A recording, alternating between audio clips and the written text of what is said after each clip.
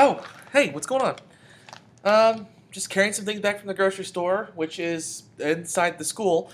But one thing I wanted to show you is all the different stuff that I've got contains all those biomolecules, those macromolecules that we've been talking about. So I just want to show you that these are present in a lot of different things that we eat on a daily basis. And that's how a lot of our biomolecules and macromolecules get into our body, is through us being able to eat them. We can make them as well, but we eat them. And so I just want to show you where all of these are present. All right, so first one we want to talk about, let's talk about carbohydrates, right? You know that carbohydrates are instant energy, right? That's the energy that you utilize first inside your body. They're also used for other things like plant cell walls and whatnot, but we're going to focus on the energy. And so those are typically found in things like breads, right? I got some croutons here for my salad, which I'm going to eat a little bit later on. And garlic croutons, even better. But this is a bread. This is a starch, all right? So that starch is a carbohydrate, all right? That's what gives you the energy. You've heard of probably athletes carbo loading before a game, and that's what goes on here. And there are things like pasta and breads and grains and all that stuff. That has carbohydrates in it.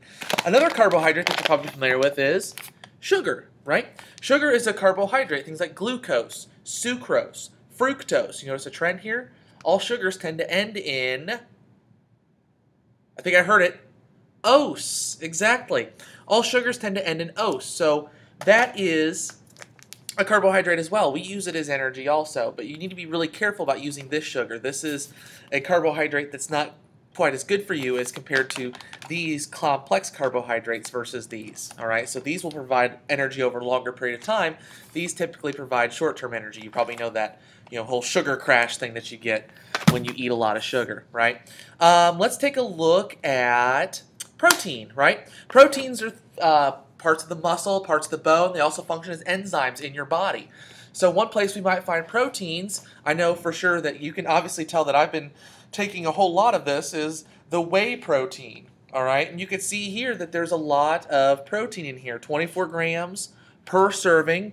And you flip it over, this is what's cool as well. If you're really, really into this biochemistry stuff, you can see there's amino acid profile. It tells you exactly what amino acids, what individual components of the proteins are present here. So you can see all of those different amino acids that are present.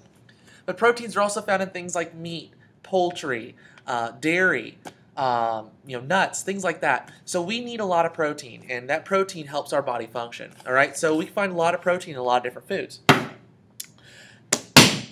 Next thing is lipids, and lipids are things like fats and oils, and that's pretty straightforward. You find that in a lot of different foods.